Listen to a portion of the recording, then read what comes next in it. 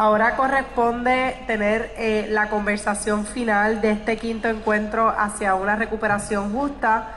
Cuando nos preguntan y nos preguntaban en el almuerzo y cuáles son los próximos pasos, pues desde Ayuda Legal Puerto Rico el próximo paso es la creación y finalización y publicación de lo que va a ser el sexto informe hacia la recuperación justa de Ayuda Legal Puerto Rico, que para aquellos quienes conocen ese trabajo y lo han seguido estos últimos años, es un informe de política pública que se va a alimentar y que se alimenta de diálogos entre ellos, ¿verdad? Los diálogos que estamos teniendo en este espacio.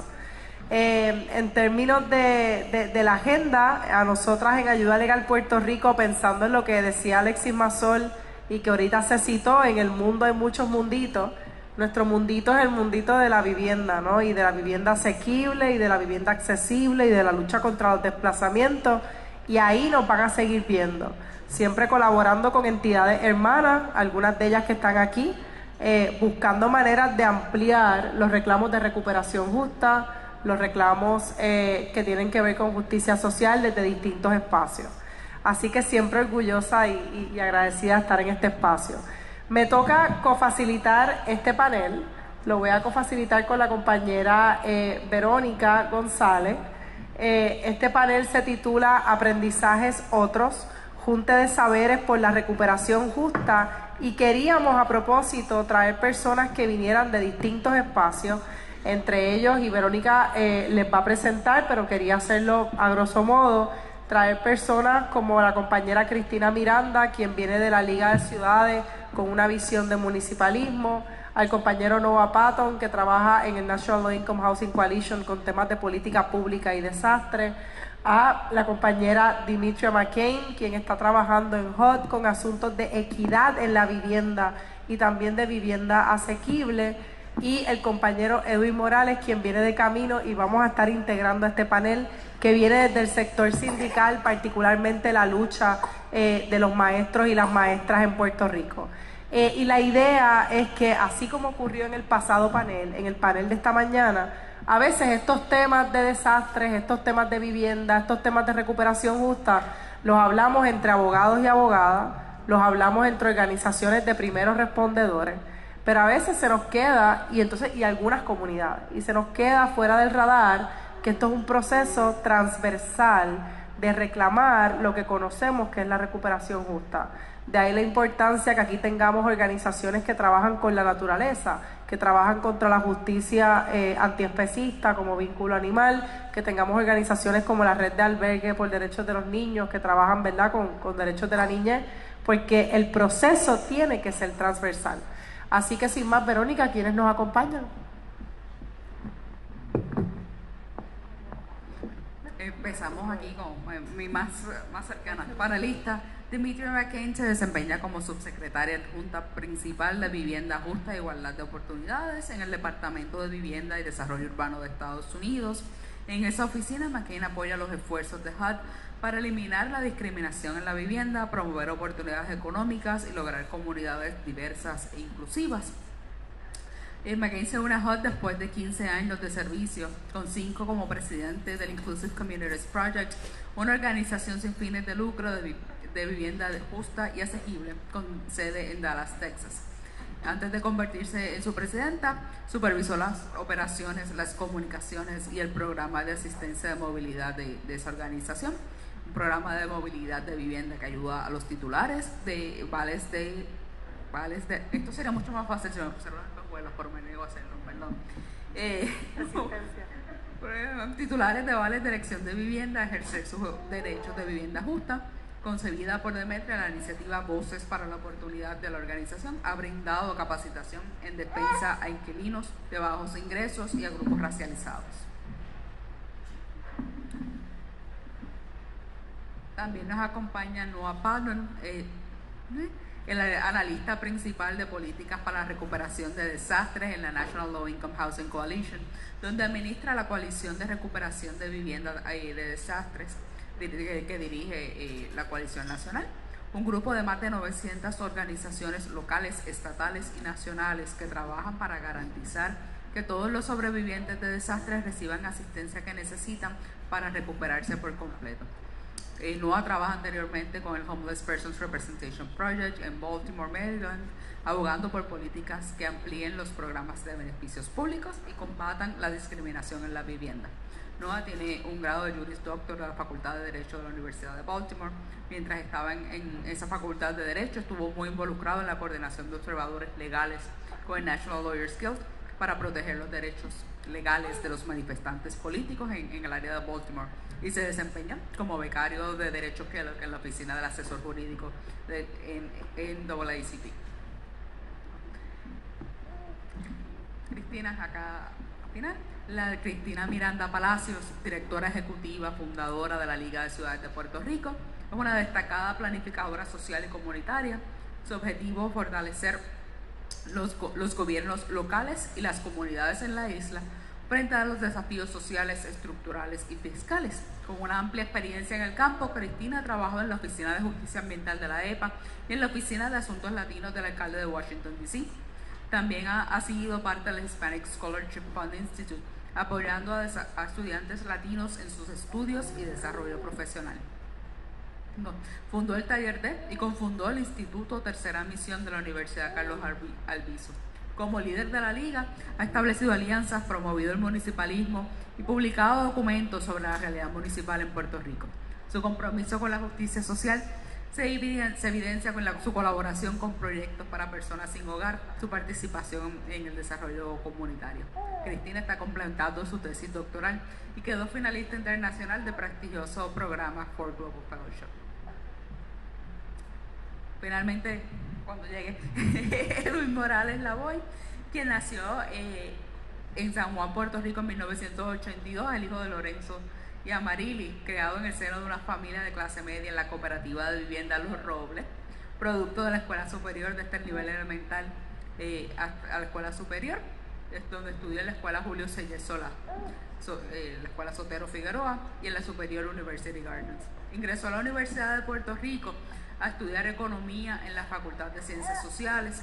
Terminó graduándose con un máster en economía del mismo recinto, mientras fungía como maestro en la sala de clases en el área de matemáticas. Ingresó al magisterio en el año 2009, luego de la huelga magisterial del 2008, con el propósito de educar para transformar la sociedad. Desde ahí comenzó a participar de la directiva de la Unión Local y de las actividades del sindicato. En el año 2012 pasó a formar parte del Comité Ejecutivo de la Federación de Maestros de Puerto Rico como dirigente regional del Área 2, que compone los municipios de Carolina, Trujillo Alto, Junco, San Lorenzo y Gurabo. Desde 2015 al presente ocupa la posición de vicepresidente de la Federación de Maestros. Su vida está matizada en gran parte de su trayecto por la lucha social, desde la vida estudiantil, participando por varios procesos huelgarios, luchas ambientales, laborales y por la independencia de Puerto Rico. Bienvenidos todos. Dicho eso y con esas introducciones y agradeciendo la diversidad en este panel, empezar, ¿verdad?, por lo más urgente, porque el tiempo va a premiar. Y es, ¿cómo ven este proceso transversal desde los distintos espacios? Aquí tenemos representantes del gobierno federal, de coaliciones de política pública a nivel de todo Estados Unidos, personas que trabajan directamente con municipios, y quizás empezar por Demetria McCain, preguntando cuál es el rol desde el espacio que se ocupa y por qué ver la recuperación justa como un asunto de distintos frentes, ¿verdad? First of all, good afternoon, everyone. It's good to be here. It's my first time in Puerto Rico, and I got to come back. Well, I would say to your question, and it's a very good question, the role in the aggregate, obviously, of federal government in the space that I'm in. And let me just kind of level set first. So the Office of Fair Housing, where I sit, has a certain mission, which is to eliminate housing discrimination, right? To promote economic opportunity, right? And to achieve diverse, inclusive communities. We're somewhat siloed. I know my colleague from the Community Development and Community Planning and Development Office has come here before me, and that office actually manages all of the CDBG funding that comes to Puerto Rico.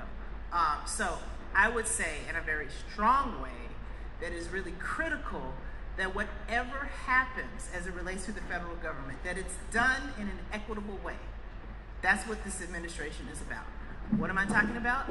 Equity, let's be clear, because perhaps somebody might not understand. Equity is not giving everybody the same thing.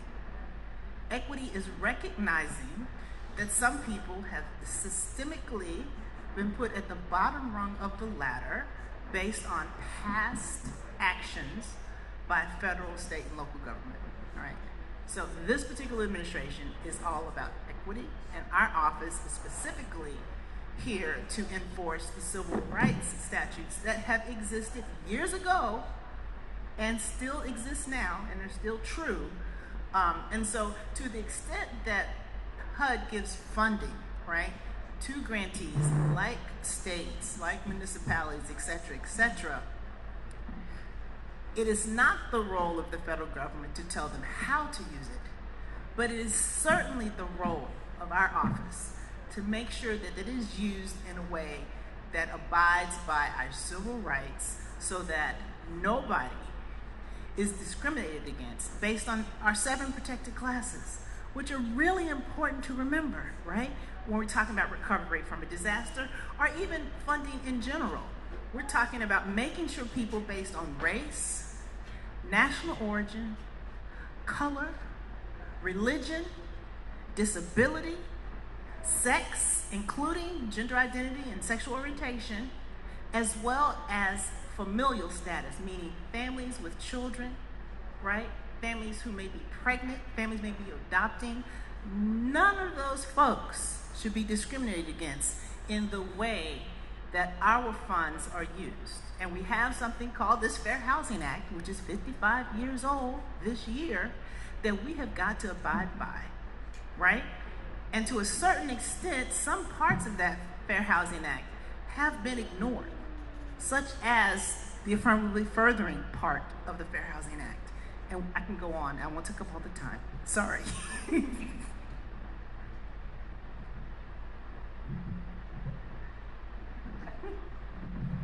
Yeah. So, hi everyone, Noah Patton with the National Low Income Housing Coalition.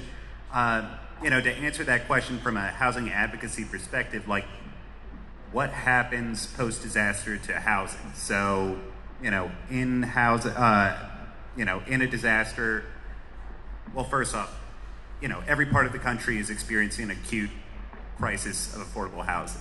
So there's not enough affordable housing. Individuals are rent burdened, a significant percentage of those. When a disaster occurs, that process gets even worse. I think we were having a conversation yesterday about, at my table, about just like, a disaster isn't a blank slate, it just knocks the hinges off the closet where all the skeletons are. So the skeletons are out of the closet, and one of those skeletons, of course, are extreme scarcity of affordable housing. So as units get knocked offline, individuals have to move, renters have to find alternative housing, homeowners have to find rental housing because their homes are damaged and they're trying to repair it. And all this does is increase rents, increase housing scarcity, and drives homelessness and displacement from the disaster impacted area. And how we know all this is because other places have been impacted by disasters, and each time a disaster does occur, we learn a little bit more about disaster recovery. And so at the National Low Income Housing Coalition, we facilitate this Disaster Housing Recovery Coalition, a group of over 900 local, state, and national organizations all working together on the problem of a just recovery, on achieving a just recovery. And that facilitates knowledge sharing between different areas, because you have many people like yourselves that are working in disaster impacted areas, all working to solve that exact same problem that you're working to solve today. And just through sheer luck or some sort of divine intervention, each time there's a disaster, somebody figures out that problem a little bit more. So it's important to talk amongst folks working in this just recovery space to ensure that that knowledge is getting passed on, so folks do not need to suffer needlessly, and so that each time a disaster occurs, the recovery can be a little bit more easier, both for us as advocates as well as the disaster impacted households themselves. So that's kind of where we come at from our organizing perspective and kind of how we view this problem, specifically in the housing field. But of course, disaster recovery itself is an intersection of intersectional issues. So, you know, it's exceptionally important to, like, again, like, info share and bring in individuals from the environmental justice sector, from emergency management, to kind of all come together to address that problem. And we seek to create a forum to allow those discussions to occur. And Cristina, from your standpoint, bueno, Cristina, desde tu punto de vista y dándole la bienvenida al compañero Edwin, hablábamos desde sus espacios, cómo ven este proceso de la recuperación como uno transversal, ¿no?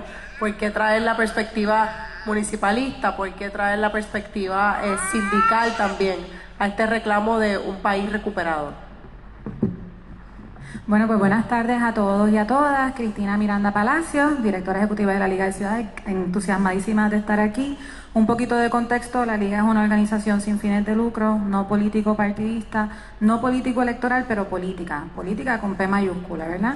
Y esta pregunta es bien importante porque en la Liga trabajamos desde la interseccionalidad, pero también desde el reconocimiento del colonialismo, que Puerto Rico es una colonia, que eso tiene implicaciones en cómo se toman las decisiones, desde el contexto de la austeridad, desde el contexto de la poca participación. Y nosotras en la Liga siempre decimos que el sistema, contrario a lo que pueda la gente creer, no está roto. El sistema funciona a perfección, porque funciona para beneficiar a aquellas personas que lo diseñaron, ¿no? Entonces no se trata de arreglar un sistema que está roto, sino de reconocer que no está roto y entonces transformarlo. Así que la Liga trabaja desde el acercamiento de cambio sistémico. El asunto de la resiliencia no es algo que a nosotras nos interese necesariamente trabajar, si es que se entiende la resiliencia como seguir preparándonos para aguantar lo que sea que viene hacia nosotras, ¿verdad? Y lo otro es que trabajamos desde el municipalismo, y es importante porque nosotras no somos una organización que trabaja solamente con alcaldes y alcaldesas, sino que reconocemos que es el gobierno municipal, el gobierno local más cercano a la comunidad, y que el municipio realmente está compuesto, sí, del alcalde, a la alcaldesa electa, sí, de la legislatura municipal electa, pero de todas las personas que componen esa distribución geográfica. Así que trabajar de la interseccionalidad desde el contexto es medular, porque siempre decimos, por ahí dicen, los datos son los datos, pero datos sin contexto son números. Así que desde la interseccionalidad trabajamos desde ese reconocimiento, desde la equidad, y en el caso, como decía la compañera, de la equidad, desde el conocimiento de cómo se distribuyen los recursos en el país, porque hay muchas quejas, hay muchas en las que están sustentadas en cuanto al trabajo de los gobiernos locales, pero tenemos que contextualizar esas quejas reconociendo que en este archipiélago el 70% del presupuesto anual se gasta, no se invierte, en 5 municipios en donde vive menos del 30% de la población. Entonces, en un país en el que de cada dólar que nosotros como contribuyentes pagamos al Estado para los servicios esenciales, el gobierno central, que es muchas veces incapaz de proveer realmente servicios esenciales, el gobierno central retiene 86 centavos de cada dólar y los municipios 14. Entonces no podemos hablar de equidad si no le damos a los gobiernos municipales las herramientas y los recursos para poder realmente dar servicios esenciales a la comunidad. Así que en la Liga trabajamos desde ese acercamiento municipalista, que es un modelo político de gobernanza enfocado en lo local con amplia participación. Así que se lo pasa al compañero. Hola, ¿qué tal? Saludos a todas y a todos. Para las que no me conocen, mi nombre es Edwin Morales. Actualmente estamos en la vicepresidencia de la Federación de Maestras y Maestros de Puerto Rico. Es un honor para nosotros poder estar aquí en este panel con estos compañeros que se están pues expresando en el día de hoy sobre estos asuntos de importancia. Agradecemos la invitación que nos diera ayuda legal, la compañera Ariana, la compañera Verónica, para poder pues atajar en la medida de lo posible las preguntas que se están vertiendo aquí. Por lo menos en el caso de nosotros, sobre la primera pregunta, ¿verdad? Lo estamos trabajando en pregunta. Disculpa que llegó unos minutos tarde, En la primera. La primera pregunta sobre si hay una responsabilidad transversal y compartida de atender el tema de la recuperación justa. Pues por lo menos desde nuestra experiencia, pues nosotros, pues los desastres que han ocurrido en Puerto Rico en los últimos años, en lo referente a pandemias, terremotos y todavía el lastre del huracán María, pues para el magisterio, ¿verdad?, puertorriqueño, se da en el contexto que tiene todo el país, que es una crisis profunda del modelo colonial capitalista, y con ello pues una ofensiva descomunal de parte de la clase dominante y los partidos políticos para capitalizar de la crisis, imponiendo medidas de autoridad. Yo creo que eso es algo conocido por cada uno de nosotros, y si bien es cierto que el Estado tiene un deber fundamental en garantizar las condiciones para que la gente pueda hacer vida en Puerto Rico, nos hemos encontrado un escenario donde tanto las comunidades escolares, en gran medida organizadas por el magisterio y por las organizaciones que defienden al magisterio, han tenido que tomar la iniciativa ante el vacío institucional de un Estado que responde a los grandes intereses y que no les importa el país. Es importante reconocer que en Puerto Rico la agenda de un Puerto Rico sin puertorriqueñas y sin puertorriqueños está más que presente. Es una estrategia concertada que se da desde distintos ámbitos, y en el caso de nosotros, para poder impulsar el que esta respuesta y esa responsabilidad se asuma, no basta con las palabras. Hemos tenido que recurrir a la acción militante a través de movilizaciones, a través de organizar a las comunidades, a través de protestas, y a su vez a llenar ese vacío de parte del gobierno, como por lo menos lo hicimos en el huracán María, donde el magisterio puertorriqueño a través de la federación nos tuvimos que dar a la tarea de organizar el proceso de recuperación después del huracán, nosotros estableciendo nuestro propio fondo de ayuda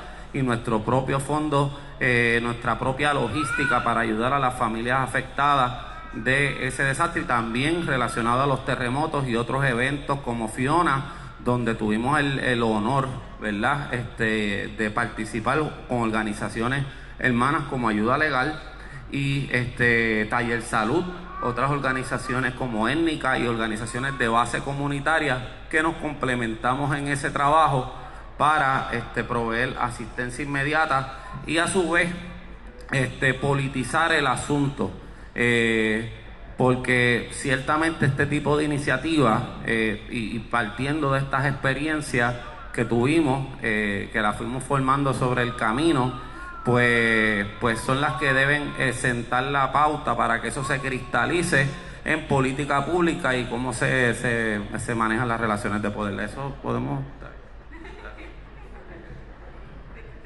Tenemos más preguntas, no te preocupes, vamos a poder continuar. Noah mencionó una frase hace un minuto de cómo cuando ellos discutían los desastres revelaban los esqueletos en el closet. Me recuerda como decíamos aquí justo después de María, que cuando tumbó toda la maleza el huracán nos dimos cuenta que detrás de esos árboles vivía gente. Y a 6 años ya de María, 6 años de un proceso de recuperación, tal vez toca pasar juicio, evaluar cómo ustedes ven este proceso de recuperación, cómo evalúan este proceso de recuperación en estos 6 años. I will start with you. Sorry. Clearly, the process has taken longer than is needed. Let's just state the fact. The fact is a fact. But I will say that. Sorry about that.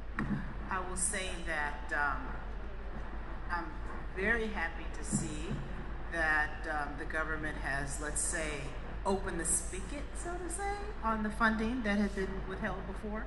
And I think clearly there's a lot of technical assistance that we need to make available so that folks in Puerto Rico are able to actualize their realities and what they want. So I would just flatly say it's taken longer than would be ideal. I would definitely say that much. but there's more work to be done, and hopefully we can make sure that we are here and available to whatever supports that are needed.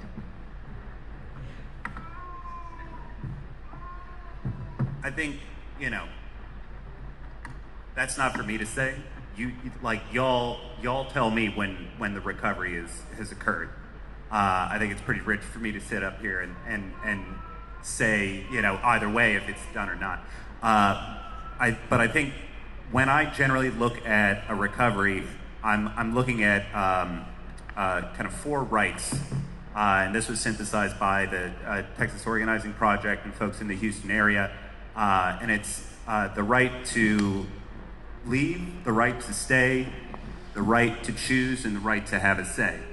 And so, in applying that to like housing, it's the right to move to a safer area, move to another place that might have more opportunity than when you were living before the disaster. You have the right to stay where you were living prior to the disaster. You should not be required to leave, and you have the right to stay there and be protected from future disaster impacts as much as possible. And you have the right to make that choice, that nobody is making that choice for you, and that you have the right to public participation and input into how the recovery will occur. So when I look at a recovery effort and I say, how is that recovery effort doing? I say, are these rights being fulfilled? And that's, generally how I would view a successful or an unsuccessful recovery, because even if all the money is deployed, but none of those rights have been fulfilled or kept up throughout the process, then, it is a failed recovery, even if, other, measurements are positive for that recovery. En el caso de la Liga de Ciudades de Puerto Rico, no vemos la respuesta ni a la altura de la magnitud ni a la altura de la necesidad, del impacto, ¿verdad? Así que ha sido, es un proceso demasiado lento, que no reconoce que el desastre es más político que natural. Hasta que no se atienda el asunto del desastre político en el país, del sistema tan anquilosado y centralizado que tenemos, en un próximo evento como María podríamos ver la misma cantidad de muertes, porque nosotras en la Liga estamos convencidas de que las muertes del huracán María, de Fiona, etcétera, son el resultado de la centralización de los fondos. Y a eso hay que añadirle que es un desastre que está amplificado por el desastre de la realidad colonial, por la crisis de austeridad en la que vivimos, en la que nos movemos. Entonces, esperar que un gobierno municipal que tiene una reducción de fondos histórica previo a la llegada de la Junta de Control Fiscal, ¿verdad? Unas reducciones de un 15 a un 25% en sus presupuestos, llega a la Junta de Control Fiscal, que es el gobierno no electo de Puerto Rico, pero es el gobierno en Puerto Rico, y establece que hay que eliminar el mal llamado subsidio Fondo de Equiparación. Y eso quiere decir que durante este año fiscal vamos a ver la inviabilidad económica de 43 municipios que no van a tener para prender la luz en la alcaldía. Entonces, en un espacio en el que los gobiernos municipales y yo soy municipalista, ¿verdad? Que quede claro, previo al desastre como planificadora, yo estoy convencida de que la respuesta está en los municipios y hay que fortalecer los municipios. No es como está, es la estructura de gobierno. Pero entonces, en un país en el que se está decimando con austeridad porque las decisiones son políticas e ideológicas, pues eso nos dice cómo está el estado de la recuperación. Tener un sistema eléctrico privatizado que se va a la luz todos los días, que tiene un impacto no solamente económico, sino social, de salud mental, falta de acceso a vivienda, y cuando uno va guiando y ve techos azules, pues para mí ese es el estado de la recuperación. Los techos azules que 6 años después todavía están cubriendo las casas de la gente.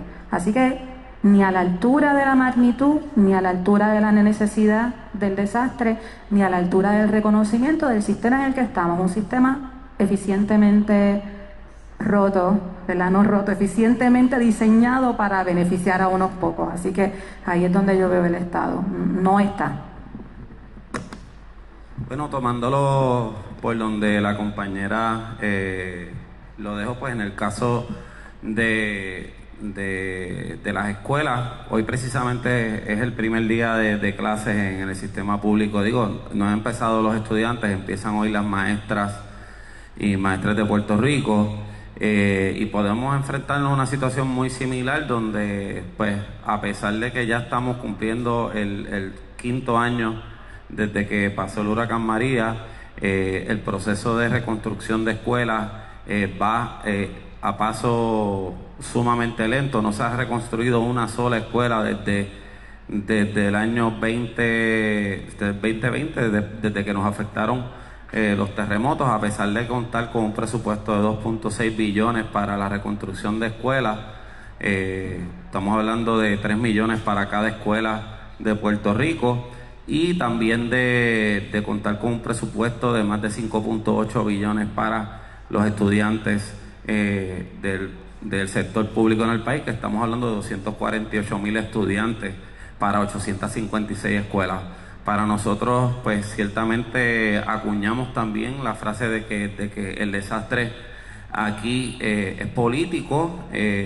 Las autoridades, ¿verdad? Y el Estado ha sido totalmente incapaz de atender las necesidades de la población, porque ciertamente en Puerto Rico, dentro de la agenda neoliberal que se le une la imposición del plan de ajuste de la deuda y con ello la destrucción de derechos laborales de diversos sectores, está dándose un proceso de acumulación originaria donde lo único que importa es el lucro, capitalizando del desastre. En este caso, la burocracia en Puerto Rico tiene una razón de ser, que es detener el proceso para otorgar esos contratos y ese proceso de recuperación a amigos del alma, a donantes de los partidos, a personas que lo que hacen es permitir la continuidad del régimen que tenemos actualmente en el país. No obstante, hay otros procesos que se están dando que son subyacentes,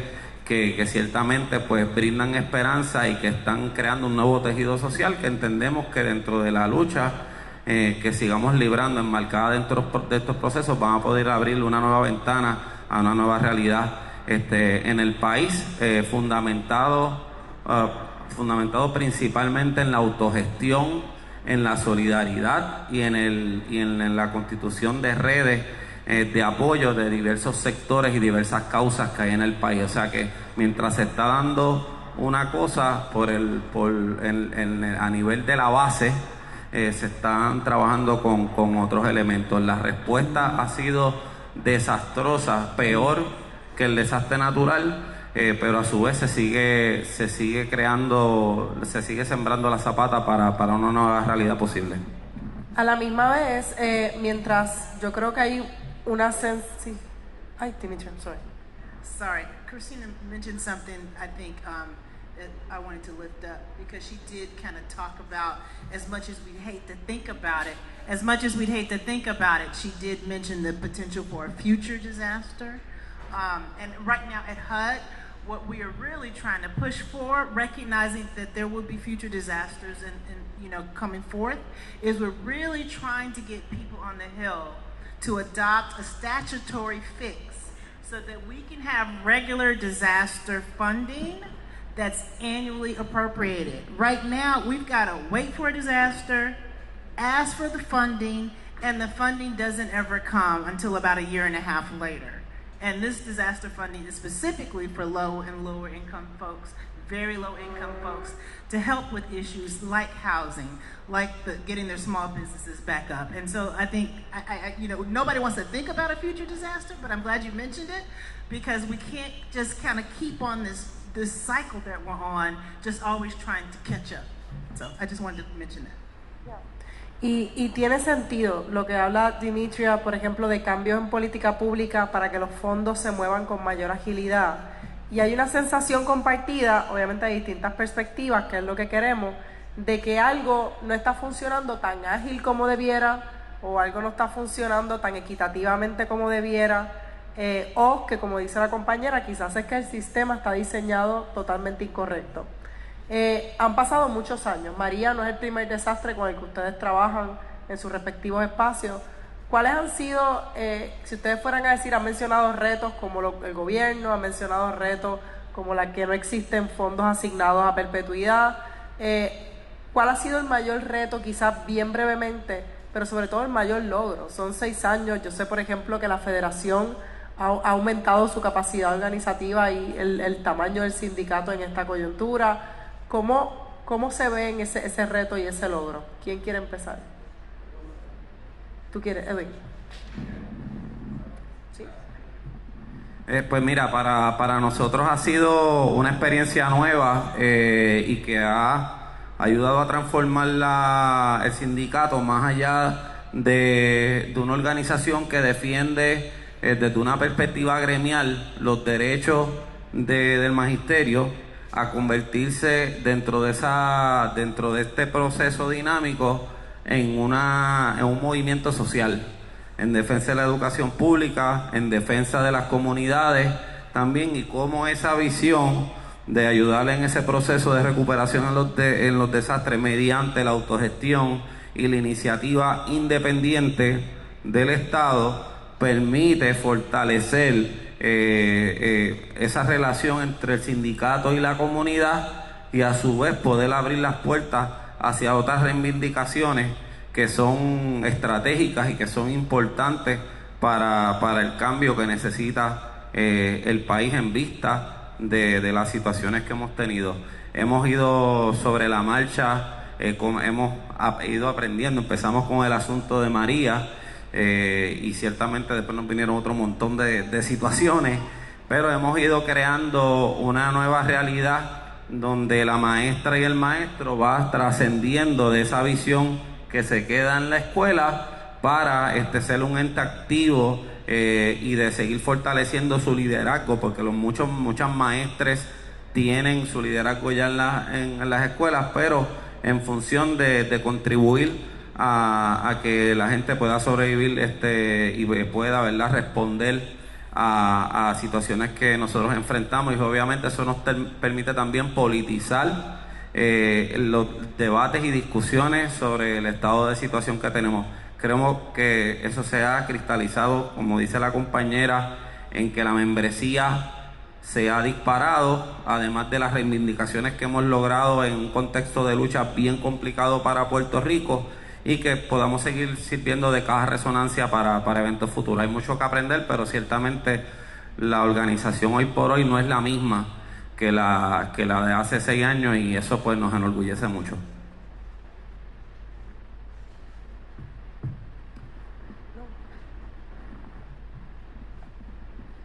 Yeah, I think in terms of successes, first off, my job is to be optimistic. I'm always optimistic. But I think going through it, looking at it at the national level, I'm going to do like agency level, congressional, and then just kind of how I see advocates working on this issue across the country. So at the agency level, and while there's much further to go for FEMA, I think we have seen at least some inkling of indication within that agency that their policies and programs are significantly not serving the people that most are in need of assistance following a disaster. I know that's like something that we intrinsically know and have intrinsically known for quite some time, but it's nice to hear them say it and put it in their strategic plans and things like that. I think that's a positive step forward instead of just saying all these people are lying. In addition, they have made some reforms specifically around title documentation that I think we should all be very proud of, that they actually did that. There's much further to go, and I think there are some major reforms on the horizon approaching. But, again, that's some positive stuff. And as for HUD, I've really seen HUD lean into its role in disaster response within the last year and a half. I think initially, and this is along with everybody in the housing field, kind of initially viewed disaster recovery as a niche issue. Something that really didn't apply to everybody. But I think with HUD creating 2 new offices for disaster recovery, standing up this rush program that's specifically designed to assist people that FEMA refuses to assist really indicates that the agency is looking at this as a longer term role that the agency will play, and one that's so important to households with lower incomes and individuals experiencing homelessness during disaster. In terms of Congress, we have first off the bill that Demetria mentioned, which is the Reforming Disaster Recovery Act, which would permanently authorize the CDBG-DR program and institute a bunch of targeting requirements and transparency reports and things like that to ensure that those funds are actually going to those most in need of assistance after a disaster. And then there's also a bill, it's the Disaster Assistance Simplification Act, which would create a universal application for disaster assistance for all federal agencies, which would directly kind of get at that administrative fatigue that folks have following a disaster. And those are all bipartisan proposals coming through Congress, something that I wouldn't have expected. And actually, for the Reforming Disaster Recovery Act, it's the most bipartisan bill co-sponsor list that we've ever had before. So that's certainly something to be optimistic about. And I think in terms of the activists and advocates across the country talking about just recovery and things like that, I think before, when I would reach out to somebody in the Midwest or something, be hey, my name's Noah, I do the disaster stuff, disaster guy, they would say, well, disasters don't happen to us here, or we've never experienced anything like that. That's not important to us. I think we've seen a definite shift. First starting with COVID, and then I think with all the heat waves this year and everything like this, there's a sense that we've hit a climate tipping point, and that anybody doing any sort of housing work, any sort of social justice work needs to integrate these principles into how they do things moving forward. So I think that definitely creates some momentum for us when we're pushing for policy reform at the national level as well as at the local.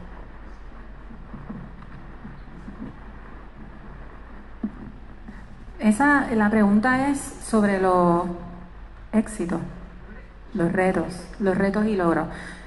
Bueno, yo creo que el principal reto desde la Liga que hemos tenido, que también ha sido uno de nuestros principales logros, es cómo llevamos la conversación del municipalismo y la importancia del municipalismo en espacios y en conversaciones en las que antes no estaba, ¿verdad? Porque antes, en ocasiones, en algunos espacios, hablar del rol del alcalde era rápido, una pantalla de la política partidista, de esto, lo otro. Entonces, un poco lo que la Liga quiere hacer es romper esa barrera y decir, estos son nuestros gobiernos municipales, tenemos 78, estos son sus roles, estos son sus tareas, fortalezcamos sus capacidades porque no hay unidad de gobierno más cercana a la comunidad que el municipio.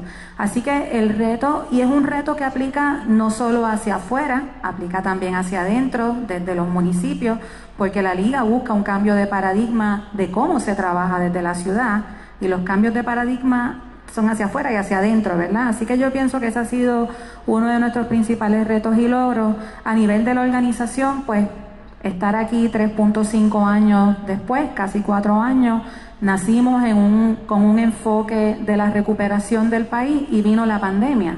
Y entonces también hay que contextualizar el impacto de la pandemia en el atraso de la recuperación.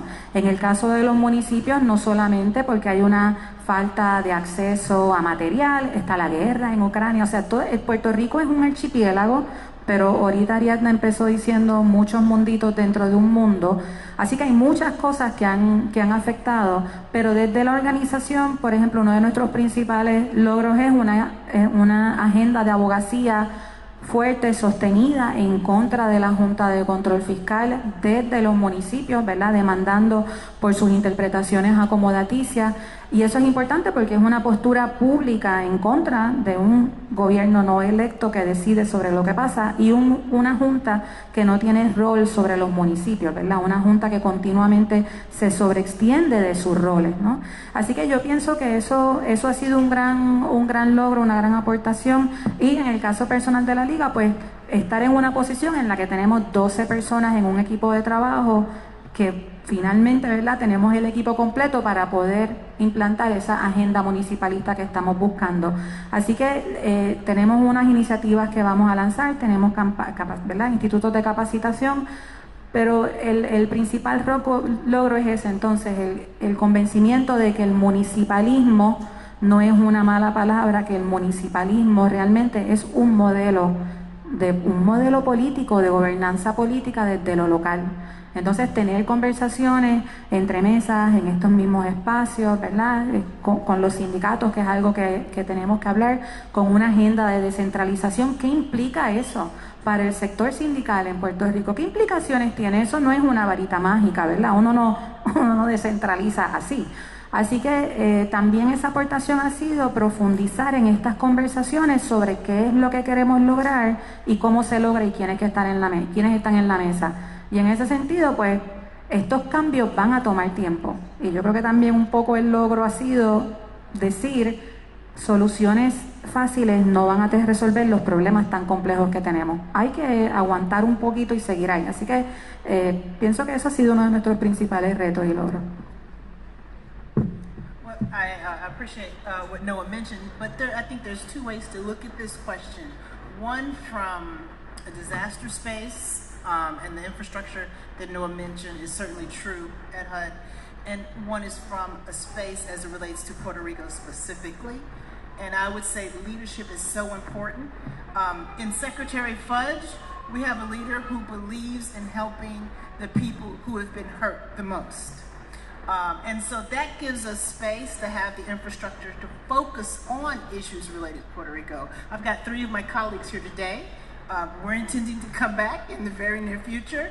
I just want everybody to know that she knocks on my email all the time, but I do believe that we listen to you. And so it's important for us to have that type of infrastructure at HUD. We have a senior advisor who's specifically tasked with issues as it relates to Puerto Rico. All of this is allowing us within HUD to break down some of our silos and work together. Like I said, there's the CPD office, there's my office, there's the Housing Authority office. These are all separate offices in HUD. But when it comes to issues of Puerto Rico, we're sharing information to try to do what we can so that Puerto Rico can get to a place where it wants to be. So I would say that is my high point. The challenge is certainly time, right? It's time. Christina said you can't do it overnight. But sometimes time is limited, so we're trying to do as much as we can, institutionalize as much as we can, as quickly as... Verónica, antes de la próxima pregunta, también enfatizar que la política pública importa, ¿no? Y este panel de cierre que hemos hecho consecutivamente, el último panel del encuentro, un panel que tiene que ver con política pública y sobre el sistema. La política pública importa porque la política pública nombra, la política pública establece cuáles son esos intereses, establece cuáles van a ser esos actores que se benefician, quiénes no se benefician. La política pública siempre es una política de distribución del poder, ¿no? Y recientemente, Ayuda Legal Puerto Rico, logramos, con el apoyo de un montón de organizaciones de mujeres, de derechos humanos, tan recientemente como hace 2 semanas, que ahora Puerto Rico nombra la violencia económica como una forma de violencia doméstica en nuestra Ley 54. Eso se dice bien rápido, y cuando digo nombra es que la incluye, ofrece protecciones contra la violencia económica, incluyendo las manifestaciones expresas, lo dice así mismo la ley, de la violencia económica sobre el derecho a la vivienda de las personas sobrevivientes. Y lo pensamos porque ha sido un trabajo bien de hormiga aprobar política pública. Sabemos que la ley es solamente un paso en un sistema, ¿verdad?, que va a requerir un montón de trabajo, y siempre nos preguntamos, la política pública, ¿la logramos? ¿Para qué? ¿Para quiénes? ¿Y cuál es el próximo paso? Y no sé si en las próximas preguntas, Verónica, que sé que tú tienes 1 hora, pero podemos también pensar un poco sobre eso. ¿Logramos política pública cuando se logra reconocimiento de la lucha cuando se lucha? Y ahora, ¿cuál es el próximo paso y cómo se ve desde distintos espacios ese paso? Y la pregunta está relacionada particularmente a este punto. Ariadna nos invitaba, la primera discusión que tuvimos en este encuentro este año, era replantearnos que a 6 años de María, qué significaba una recuperación justa, que si eso todavía era como no lo habíamos pensado, esa recuperación que respondía a las necesidades y los deseos de la gente, era todavía algo vigente, era algo que todavía resonaba con nosotras como organización, pero también con la comunidad afectada por los desastres, con todas las demás organizaciones que llevamos 6 años trabajando en este proceso de recuperación. Y en esa línea, Elian está exigiendo atención de su madre. Pero en esa línea, la pregunta un poco es, en esta etapa, ¿qué es recuperación justa? ¿Por qué recuperación justa a estas alturas? El que se anime. ¿Puede haber otro tipo de recuperación que no sea justa? O sea, la recuperación que hay no es una recuperación justa, pero yo pienso que la contestación debe de haber otra que no sea justa, que no sea equitativa. Así que yo pienso que, o sea, no sé cuánta profundidad ustedes quieren en esa contestación, porque es que me parece que la pregunta es sencilla, o sea, no debe de haber otra recuperación que no sea justa, que no sea equitativa. Voy a dar un poquito de contexto. Ayúdame, es viernes. Es viernes por la tarde y no había café en el almuerzo, grave. Pero ya lo van a poner o lo pusieron. Pero la realidad es que la recuperación usualmente no es justa. Esa es la realidad también. Unas personas logran recuperarse, unas se van a afectar menos desde el principio, otras puede que incluso que estén en mejor posición de las que estaban. Y son diferencias que son de clase, de vulnerabilidad, hasta de género, porque hay muchos más trabajos de construcción, que eso tienden a ser trabajos que normalmente los hombres ocupan mayores posiciones y posiciones mejor pagadas. Así que la recuperación, como normalmente la hemos vivido, ha resultado en desplazamiento, ha resultado en mayores diferencias económicas. Así que normalmente no lo es. Por eso que nos planteamos una recuperación justa y cómo se va a futuro. Como la contestaste, ¿verdad? Y yo, no, sorry Verónica, como la contestaste, yo pienso que para mí una recuperación justa, si la queremos operacionalizar, incluiría distribución equitativa de los recursos a nivel de los gobiernos locales, tomaría en consideración la realidad fiscal del país, en el sentido de, por ejemplo, fondos que son por reembolso. Si no tenemos la capacidad de tener dinero, ¿cómo lo vamos a gastar para que nos lo reembolsen? Una recuperación justa tendría que atemperar las políticas y las reglamentaciones que vienen desde el gobierno federal, que no necesariamente reconocen, a pesar de que ha habido muchos avances, y hay que reconocer que la administración Biden ha tenido unas asignaciones de fondos importantes, el Infrastructure Bill, el IRA, o sea, hay una cantidad de cosas que ha hecho la administración que se le reconocen, pero también todavía Puerto Rico sigue siendo otro. Nosotros somos otra cosa y tenemos un marco legal diferente, así que una recuperación justa tendría que tomar en consideración el contexto político, el contexto legal del país, el contexto económico, no solamente dentro de nuestra relación del gobierno federal, sino del gobierno local, nacional, porque en muchas ocasiones es nuestro gobierno el que impone medidas adicionales que impiden el acceso a los fondos de recuperación. Así que yo lo contesto sencillo, porque para mí no debe de haber otra recuperación que no sea justa por todas las razones que sabemos, porque sabemos que en los procesos que se dan ahora hay personas que se benefician que no fueron afectadas. Así que un poco cómo eso se logra, pues hay que trabajar desde la transparencia, pero transparencia no son datos. Tener muchos dashboards en el Departamento de Federal no quiere decir que se entienden los datos, que están los datos que tienen que estar, que los podemos leer. Así que para mí es la recuperación o será justa o no será, porque si no es justa, no es recuperación. Eso es como lo veo. Big question.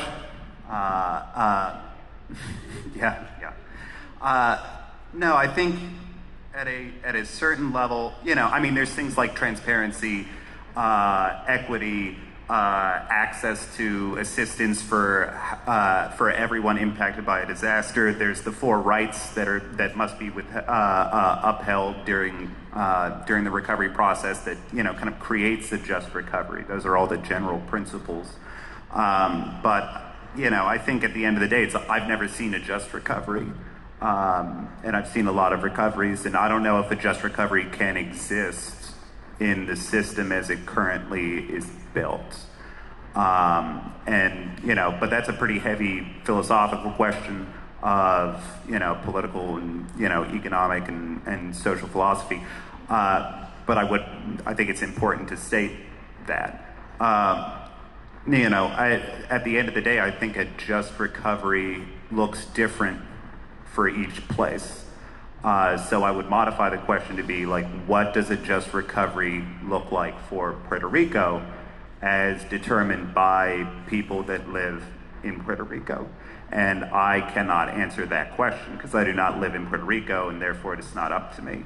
But again, I can like harp on equity and transparency and access to, you know, assistance and speed of funding distribution and so on and so forth. But I think it underlines the need for a unified front by, you know, folks working on recovery in Puerto Rico to have that set in stone, to say this is our principles of what a just recovery is. We are all on board, and we are pushing it at the national level, you know, the municipal level, at the territorial government, and just kind of waiting to see where the openings present themselves to work towards.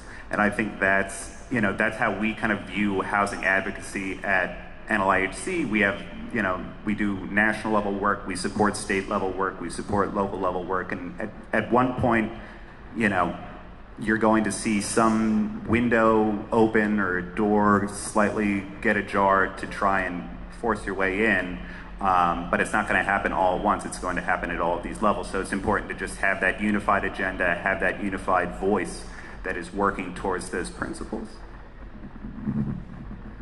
I would say a couple of things. I would say, I think that what Christina was getting at is it even recovery if it's not just, right?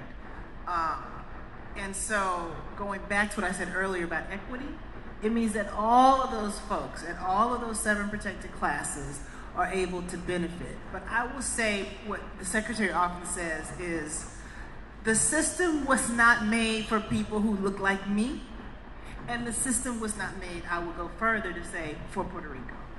So the question I'll put back to the folks here, because like he said, I can't answer that for Puerto Rico, is a just recovery returning to the way it was before the disaster, or is it at another level, right? Was everything rosy before the disaster?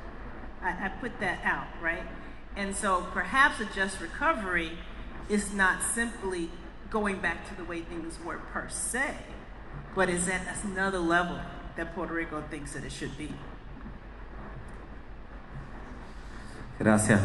Nada, para continuar con lo que han estado trayendo los compañeros, las compañeras aquí, pues coincido con el planteamiento de que no se puede llevar a cabo una recuperación justa o una sociedad de clases, ¿verdad? Donde lo que prima en el caso de Puerto Rico, pues ciertamente es la desigualdad y producto, ¿verdad?, de las relaciones de poder que se configuran en nuestro país.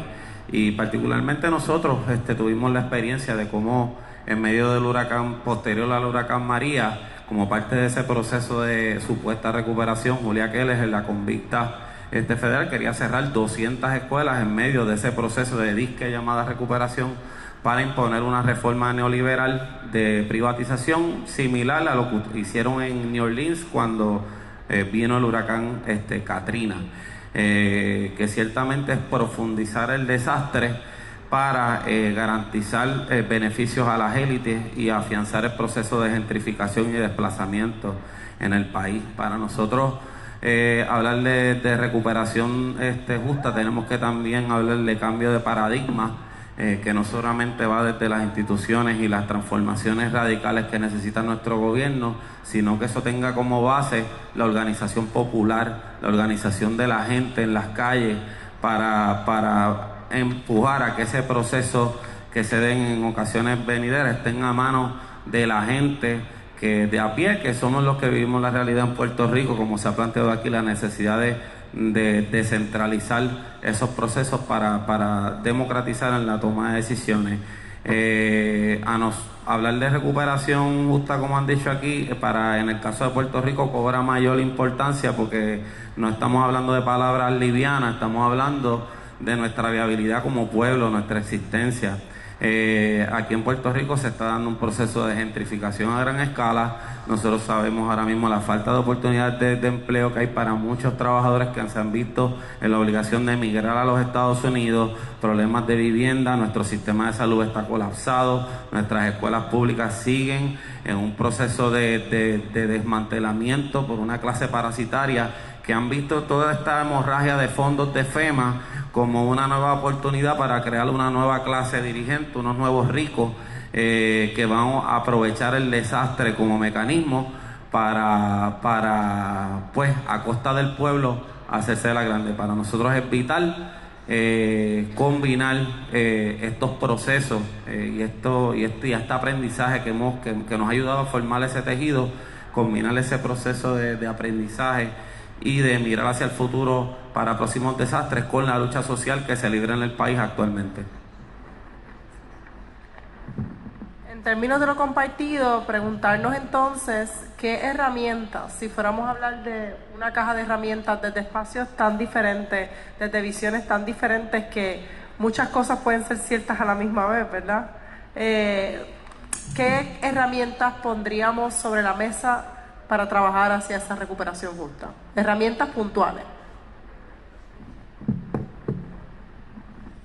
Bueno, desde la Liga estamos lanzando una iniciativa que se llama La Constructora, va a tener un componente de avalúo municipal, es una mirada profunda a cuál es el estado del municipio, no desde un acercamiento punitivo, deficitario, de darle A, B, C, D y F, no creemos en eso porque de nuevo las notas sin contexto no son nada. Así que la idea es hacer un avalúo y terminar con una hoja de ruta y asistencia técnica para los gobiernos municipales, unos procesos de co-creación ciudadana acompañados de compañeros y compañeras de organizaciones nacionales del país, dando asistencia técnica, cobrando por esa asistencia técnica, porque hay que fortalecer el ecosistema organizacional. Y por último, convirtiendo esas co-creaciones en propuestas competitivas que van a ser ejecutadas a nivel municipal. De nuevo, municipio como área geográfica, no necesariamente municipio como gobierno local. Eso viene acompañado de unos navegadores. El hecho de que los fondos estén anunciados no significa que los fondos estén disponibles, ¿verdad? Así que una de las cosas que queremos hacer es cómo trabajamos con los gobiernos municipales y con las comunidades y con los aliados para poder identificar cuál es el nivel de apresto, ese nivel de readiness que tienen para poder someter esa propuesta. Y entonces, una vez esos fondos se consigan, ¿cómo garantizamos que se usan esos fondos de la manera adecuada? No con un proceso de participación de un checklist de que hice un foro y participé, sino con un proceso de verdadera participación ciudadana en la que nos sentamos en mesas ecosistémicas municipales a diseñar eso que hace falta. Porque el alcalde y la alcaldesa, de nuevo, son los electos más cercanos a la comunidad, pero la comunidad está más cerca de la comunidad. Eso puede sonar raro, pero no hay nadie más experto de sus necesidades que las personas que habitan en las comunidades. Así que nosotras en la Liga estamos desarrollando unas estrategias, unas iniciativas participativas y que de nuevo reconocen el contexto. Y otra herramienta en la que creemos en la Liga es el desarrollo de investigación y contenido para poder cambiar las narrativas que imperan en el país acerca de la incapacidad de los gobiernos municipales, ¿verdad? Porque si a mí me es como decir, yo tengo un Lamborghini, yo no sé mucho de carros, pero creo que el Lamborghini es caro. Yo tengo un Lamborghini, pero no tengo chavos para echarle gasolina, no tengo el Lamborghini. Si el municipio no tiene las herramientas, los recursos, las capacidades para acceder a los fondos, por más fotos bonitas que me enseñan, no llegamos ahí.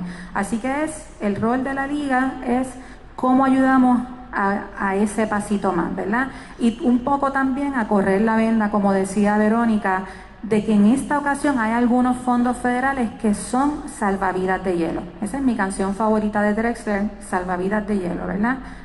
Una vez el fondo, y la compañera hablaba del tiempo, ¿verdad? Esta cuestión de que hay prisa, pero una vez el tiempo pase, ese salvavidas se va a derretir y nos vamos a quedar flotando en las aguas del cambio climático y nos vamos a hundir. Porque de nuevo hay que asegurar que apostamos a un cambio sistémico que no descansa sobre fondos que sí son importantes, que son necesarios, pero que no son permanentes y que vienen para un propósito. Y yo pienso que todavía no hemos encajado en que estos fondos tienen unos roles, tienen unas necesidades y son temporeros. Hay que usarlos porque se van y después no van a estar. Yeah, I'd say, I don't know, if there's one thing that I've learned about working on Puerto Rico related issues is that it is always more complicated than it initially appears. That once you scratch that, then you're just like, oh yeah, well we'll just do this, and you're like, whoa, like, you know, there are like 5 different levels of things, you know, and they're all counterimposed on each other. And so, number one, that's why I think the municipal level work is very cool, and like building up competency from the ground up, like is such an important role. But also, I think that's also why it's important that there is at least, I guess, an attempt to create this kind of unified policy agenda that I was talking about before. Because I think there is such a multitude of very excellent people working on very important issues across the island that I think with this kind of momentum that we're seeing at the national level on these issues, you know, I think that that's an important opportunity to create a unified push for certain things that I think would be very timely and very useful for folks. I mean, and second, I'd say, since I already mentioned that other thing, and that would be a cop-out, I'll also mention that, again, it's important to stay interconnected to what other people are doing in other areas on the same subject. Because again, you know, somebody may have already created a fix for some issue, you know, in Northern California or something like that. And it would save you 4 months of trying to come up with something if you just knew about it. And in addition, that's not only like good for your mental health to know that there are other people out there working on these same issues across the country and that you're not alone in this struggle. You know, it also will save the struggle time and then also improve your struggle by integrating these lessons that have been learned by people across the country. So it's just, again, like a plea to not act as an island, you know, in terms of your advocacy, although, you know, it is an archipelago. So just to ensure that there are interconnected channels of communication, channels of struggle, channels of solidarity with other organizations outside of the island doing the same work. Because I think that is incredibly important and something that I've seen be incredibly important for other areas undergoing, you know, working towards a just recovery.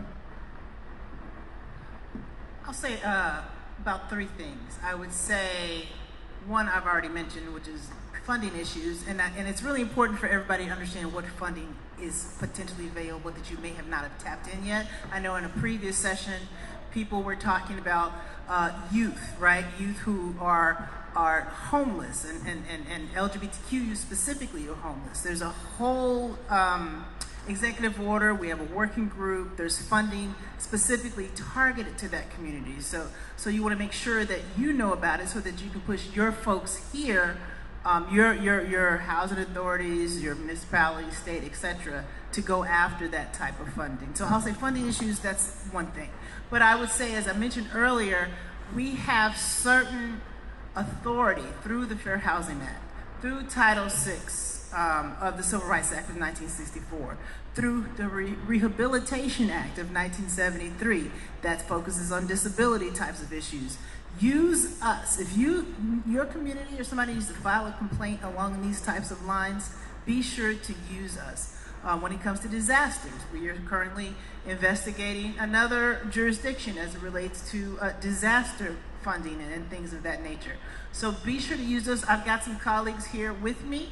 If you guys don't mind standing up, use us to every extent you can, because that's exactly why we're here. And third, I would say technical assistance. I know I had a colleague out here not too long ago who was doing some training on technical assistance as far as fair housing planning is going. And we certainly can do more fair housing education. I know that's something that Ayuda Legal has mentioned before, that we need more people, housing providers, as well as residents, to understand their rights. And so those are the type of things and tools that we can perhaps empower you to use yourselves. Bueno, desde tomando en cuenta desde en el espacio que nosotros nos encontramos como organización de trabajadoras y trabajadores, y pues marcando lo que ha sido las experiencias nuestras en el manejo de estas situaciones que nos, como hemos dicho, nos ha obligado a transformarnos. Pues todos sabemos cómo estos procesos de recuperación se han convertido en oportunidades para arrebatar conquistas y arrebatar derechos a diversas comunidades, desde el punto de vista de qué herramientas nosotros podemos obtener, más allá de verla desde un marco institucional, porque nosotros no hacemos política pública. Nosotros obviamente empujamos por otras vías el desarrollo de esa política pública. Pues ciertamente esas alianzas con sectores clave a nosotros nos ha permitido, por un lado, mientras atendemos las necesidades inmediatas de nuestra gente, que va desde tener comida, tener un matre donde dormir, tener acceso a agua y tener acceso a cosas que permitan iniciar ese proceso de recuperación, contar con el apoyo de compañeras abogadas que han dado de sus servicios para evitarle que te embarguen la casa o que te arrebaten tu propiedad. Por otro lado, que te arrebaten las conquistas de tu retiro, y otra serie de elementos que se están dando paralelo a un proceso tan desgarrador que está viviendo el país. Para nosotros son centrales en ese proceso, ¿verdad? A su vez, ese tejido que se ha venido construyendo entre organizaciones que sin esto jamás nos hubiésemos visto de frente y que estamos librando nuestras respectivas batallas. Me refiero a entidades que luchan por los derechos de la comunidad LGBTIQ, que luchan por los derechos contra el racismo en Puerto Rico, como Étnica y otras organizaciones de base comunitaria, y que tienen una concepción militante, y entre ellas Ayuda Legal, pues nos ha permitido a construir un entramado donde podemos atender las distintas áreas en las cuales nosotros pues ciertamente nos hemos ido desarrollando, donde se mezcla pues lo comunitario, que es lo sindical que nos ha tocado, y a su vez cómo enfrentar esto conjuntamente desde la vía legal para poner frente distintos frentes como pueblo para ese proceso que tanto necesita el país, que obviamente requerirá de muchos más elementos para poder consolidarlo. Nada, lo dejo con eso. Edwin, gracias por eso, y quiero primero darle las gracias al panel. Un aplauso fuerte para este panel tan bueno. Yo creo que ha sido un segundo día bien exitoso, bien exitoso, y recogiendo, ¿verdad?, desde este panel la importancia que tenemos de incluir las distintas capacidades y habilidades y visiones cuando hablamos del tema del país recuperado y de la recuperación justa, ¿no? Muchas veces nosotras mismas, Ayuda Legal Puerto Rico, que auspicia este evento, cuando llegamos a una mesa, pues pasan muchas cosas. Pues la gente nos mira a veces como si supiéramos todo, porque somos abogadas bien conscientes, ¿verdad?, de que no sabemos todo, y bien conscientes de que muchas veces el discurso legal es el discurso que atrasa la recuperación justa, o que perpetúa la colonia, o que perpetúa las desigualdades. Pero a la misma vez reconocemos que también somos compañeras en un proceso hacia la recuperación justa, y que lo que traemos a la mesa es nuestro conocimiento legal. Y tratamos desde ahí, ¿verdad?, de tratar de aportar a nuestra visión del país recuperado, que tenemos una visión propia, ¿verdad?, también de lo que es ese país. Yo les quiero dar las gracias a las personas que están aquí, que están aquí hasta ahora, quienes van a ver estas grabaciones en el futuro, quienes han apoyado estos esfuerzos durante 5 años, quienes están puestas, ¿verdad? En la mañana de hoy se cambió el pronóstico de lo que se esperaba fuera una temporada de huracanes pico más suave a una más fuerte, y sabemos que eso provoca ansiedad. Provoca incluso ansiedad en las organizaciones, que tenemos un espacio de privilegio de ser organizaciones sin fines de lucro y de no estar teniendo el miedo de que el techo se va a ir o de que todavía tenemos un toldo azul a 6 años de María. Y sabemos que eso tiene un efecto multiplicador en la gente históricamente marginada. Y desde Ayuda Legal Puerto Rico, y sé que desde las organizaciones que estamos aquí, hay una noción de que vamos a estar presentes, aunque necesariamente no tengamos la respuesta de cómo se hace eso en este contexto. Dicho eso, estamos aquí para encontrar soluciones, y a veces la solución empieza acompañándonos, sentándonos alrededor de una mesa. Dicho eso, yo le quiero agradecer a todo el mundo la paciencia con Elian, el que podamos tener niños y bebés aquí. Maternar es también una manera del país justo que queremos, ¿verdad? Y siempre lo digo porque para nosotras esto es parte de lo que es Ayuda Legal Puerto Rico, maternar, y que la gente pueda maternar y criar en nuestros espacios también. Así que lo agradezco y no lo paso por desapercibido, que todas las fotos van a tener un peluche o una botella o un seno por fuera. Así que lo agradezco. Y también agradezco la apertura de los distintos sectores a decir presente, y que como una vez más el salón está lleno de compañeras, de mujeres, y eso sigue siendo algo no accidental. Así que por favor, llévense comida, llévense popcorn, llévense cosas, sobre todo llévense teléfonos y llévense la promesa de regresar. Así que gracias, gente, que tengan una linda tarde.